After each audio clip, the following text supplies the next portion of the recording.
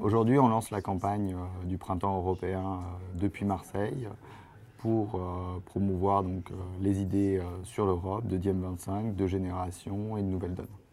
En fait, depuis des années, j'entends tout et n'importe quoi sur l'Europe.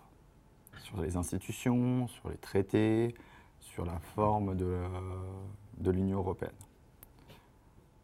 J'ai voté contre la Constitution européenne en 2005, mais dire continuellement c'est la faute à Bruxelles quand c'est nos ministres des Affaires étrangères ou autres, des ministres des Affaires des Finances ou autres, qui vont bloquer un processus de décision comme, je sais pas moi, par exemple l'interdiction de la pêche électrique aujourd'hui. On nous dit qu'il faut être européen parce que c'est la meilleure manière de faire des affaires ou de nous protéger du reste du monde. Moi, je pense que ça ne correspond pas à l'intuition qu'ont eu les pères fondateurs et tous ceux qui ont œuvré à la construction du projet européen. Les événements de la rue d'Aubagne qui ont causé le décès de 8 personnes après l'effondrement de bâtiments nous rappellent à quel point cette question de la lutte contre la pauvreté à Marseille est une priorité. Et l'Europe peut nous aider à relever ce défi. Mais il y a également la pollution.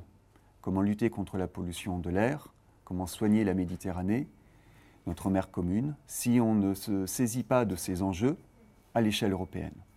Et puis, il y a également la question des migrants. Faire de l'Europe une Europe forteresse, c'est d'une certaine manière entraver un développement qui devrait se faire à l'échelle même de la Méditerranée, sur les deux rives.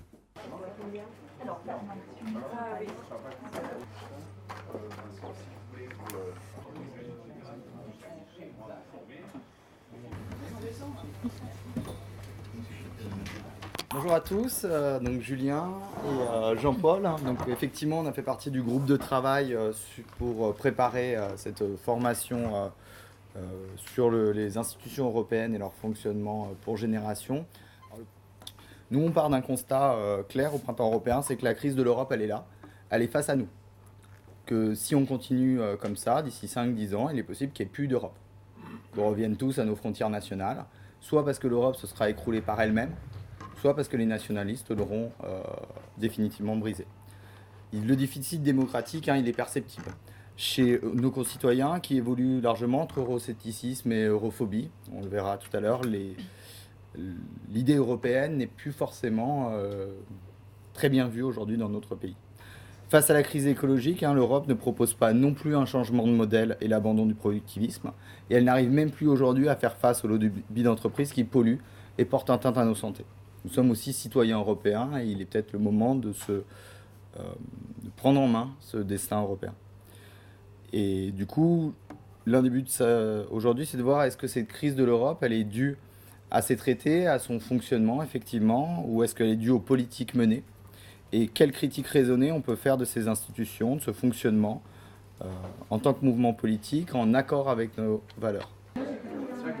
Alors le printemps européen, c'est un mouvement transnational qu'on a monté à Génération avec un ensemble de partenaires qui sont des jeunes partis de Pologne, du Portugal, d'Italie et qui sont présents partout en Europe et qui en fait ont la même ambition, celle de créer une Europe sociale, solidaire, humaniste, progressiste. En tant que femme française, jeune, si demain on est élu, en tout cas au Parlement européen, Génération et le printemps européen, si on a un maximum d'élus, eh bien demain je sais que mes droits vont être défendus au niveau du Parlement européen et donc en Europe et que je vais pouvoir espérer conquérir de nouveaux droits. Des droits pour l'égalité salariale, parce qu'aujourd'hui je sais que je n'aurai pas le même salaire qu'un homme à travail égal, pour mes droits reproductifs, que je vais pouvoir en tant que jeune bénéficier de dispositifs supplémentaires comme l'Erasmus universel, comme un meilleur accès à l'éducation partout. Et donc ça va changer un peu ma vie et donc un peu celle des autres aussi. Et rien que pour ça, je m'engage.